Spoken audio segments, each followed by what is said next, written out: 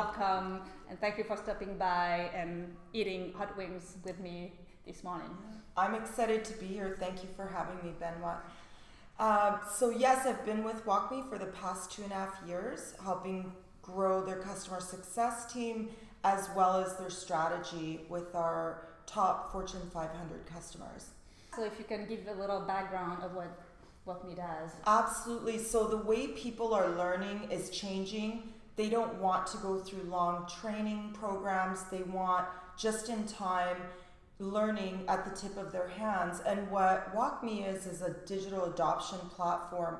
We are in every page of a platform so that when a customer or an employee wants help, they don't need to pick up the phone. There's a widget on every page that allows them to do the action on the platform in real time. So we're real-time guidance, and we are the first digital adoption platform. And so you've been in the customer success world for a long time, and you've been scaling and building team at Bright Edge, at JobVite, and now at Walkme. Any insights and lessons learned from this experience? In terms of starting a team, I think it's important to make sure you understand the product well and have a passion for it. Build a team who's passionate about customer success and really understanding how they can deliver value of the product, and then really understanding the customer. Why are customers buying your product? What are their pain points? If you can understand those key elements of customer success and align your executives around those elements, then you can build a world-class team to deliver value for your customers. Awesome. And your title at Walkme is really customer engagement. How do you think about customer engagement? What does it mean for you? Working with our top-tier customers with a focus on our Fortune 500 customers. And Jason Lemkin said that 90% of profit will come from your current customers. So there's great opportunity for expansion within a customer relationship. And what my role now is to build customer programs. So I've built customer communities, both online and offline. We hold global meetings to share best practices. And we also do events around the country for customers so they can network, learn from each other, and understand best practices in digital adoption. Customers are anxious to learn from each other, and they want to share their best practices as well. So that's really where I've been focusing the majority of my time this past year. Awesome. And how maybe do you measure success of your customer program? That's a trick question. We do use surveys. After every onboarding engagement with the customer's gone live. We've had an executive management meeting. Every quarter, I compile all of the surveys, analyze them, and then share them with our executives. We also do annual Net Promoter Scoring. That was one of the best ways for me to really get a pulse on the customers. What are they feeling? What can we be improving? What do they want more of? What's not working? So we're gonna change gear in the questions. And so here for the hot sauce, they go from medium to extra hot. And the goal is to see you, blush, sweat, and cry in front of the camera. All right, I'll start with the most mild one. I'm not ready yet to dip in the super hot ones. Bon appetit. Merci. I can't eat everything. So, oh my God. So I'm cheating. I don't know which one I got, but Mr. Payne. Oh, Mr. Payne. I think I'll stop here. Now I'm definitely feeling the heat. Your throat is on fire. Yes. So, for startups that are trying to either outsource their customer success or that work with partners to bring more prospect into their funnel, how do you think about customer success in that context when you work with partners? At JobVite, we did outsource our first tier so that customers can get service when they need it for simple questions. And at Walkme, I would say about 15 to 20% right now of our revenue comes from our partners.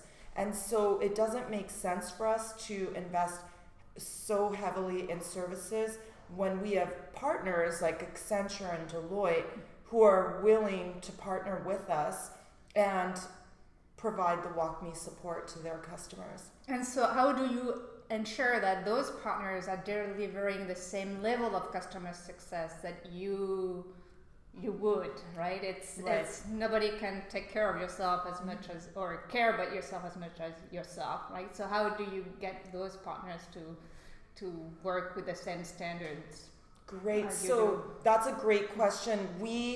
When I first did this 2.5 years ago, and now of course it's evolved with time, we invited a couple of our partners to come and spend a couple days with us. And through teaching them, we learned what we needed to do to build a world-class partner program.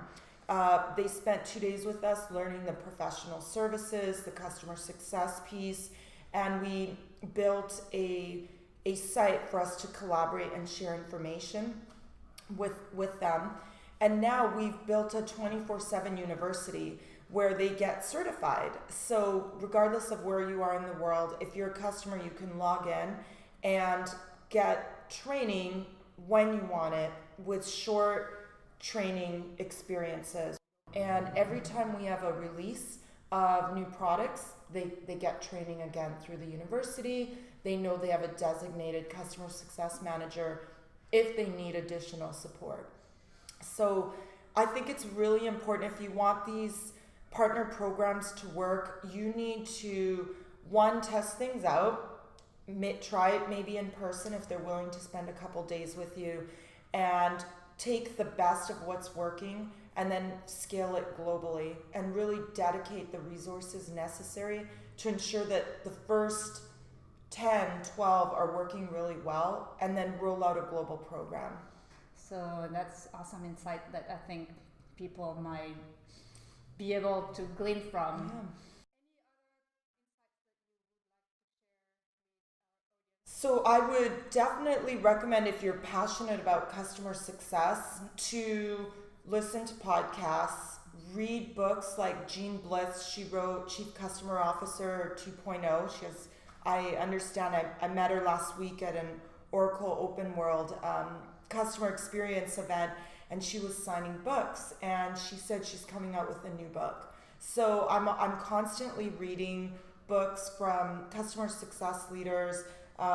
Attending meetups for customer success are a great way to hear leaders, to meet other leaders. You don't need to be in customer success to attend these events. They're usually free, and in the evenings, which is great. And then if you're building a team as a leader, I would say invest heavily in the best hires you can find at the beginning, because those people will impact the future of your company. If you're hiring people that are raw, that don't have a lot of experience, that's fine maybe down the line once you've built a great training program, but your first key hires are the most important ones that you want to make sure they know what they're doing, they understand technology, and they understand how to deliver customer value. Awesome. Well, thank you for, maybe we'll have another dip. That sounds great. That's the end of the show. So this was live from San Francisco, and this was Hot Topics in Customer Success, and I was very fortunate to have Emilia with me to share her insights. Bye. Adios.